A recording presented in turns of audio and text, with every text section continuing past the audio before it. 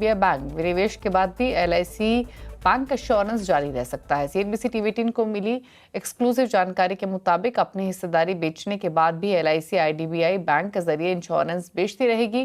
क्या है और डिटेल्स, सीएनबीसी टीवी 18 के संवाददाता यश जैन से समझ लेते हैं। यश, बताइए। जब से ये प्रक्रिया जो है आईडीबीआई बैंक डाइवेस्टमेंट की शुरू हुई थी, तब से एक सवाल बना हुआ था एलआईसी के लिए भी कि क्या उन्हें ये जो बैंक एश्योरेंस पार्टनरशिप है आईडीबीआई बैंक के साथ, वो डाइवेस्टमेंट के बाद भी प्राप्त होगी या नहीं।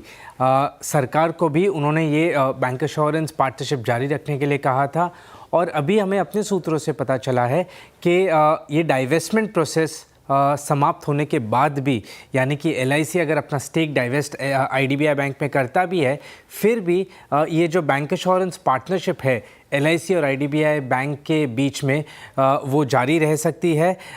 ये पहले ट्रांच का ही नहीं, जहाँ पे पहले ट्रांच में टोटल 60% हिस्सा बेचा जा रहा है आईडीबीआई बैंक में, सरकार तकरीबन 30% हिस्सा बेचेगी, एलआईसी तकरीबन 30% हिस्सा बेचेगी।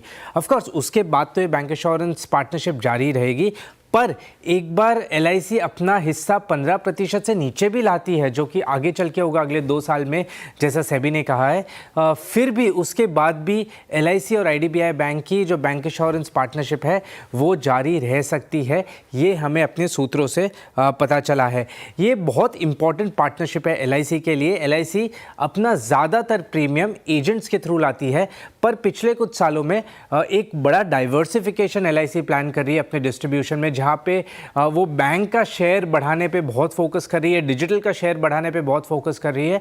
और बैंक का शेयर जो है उसमें सबसे बड़ा कंट्रीब्यूटर रहा है आईडीबीआई बैंक। मैं सिर्फ कुछ नंबर्स देता हूँ। पिछले साल का जो पहली तिमाही थी और इस साल की जो पहली तिमाही है, उसमें बैंक एश्योरेंस का शेयर कैसे बढ़ा है।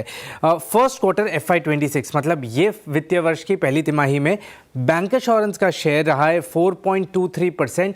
यही अगर हम पिछले वर्ष से कंपेयर करें तो सिर्फ 2.59% था। एब्सोल्यूट नंबर्स की बात की जाए तो इस साल के पहले तिमाही में एलआईसी ने बैंक एश्योरेंस से 860 करोड़ 862 करोड़ प्रीमियम कलेक्ट किया। वही पिछले साल ये 435 करोड़ हुआ था। तो बैंक एश्योरेंस का कंट्रीब्यूशन डबल हुआ है और इसमें सबसे बड़ा जो कंट्रीब्यूटर है वो आईडीबीआई बैंक है। और अगर ये partnership, bank assurance partnership divestment के बाद भी जारी रहती है तो ये लाजमी है कि ये प्रीमियम कलेक्शन और टॉप लाइन ग्रोथ के लिए एक बड़ा पॉजिटिव बन सकता है।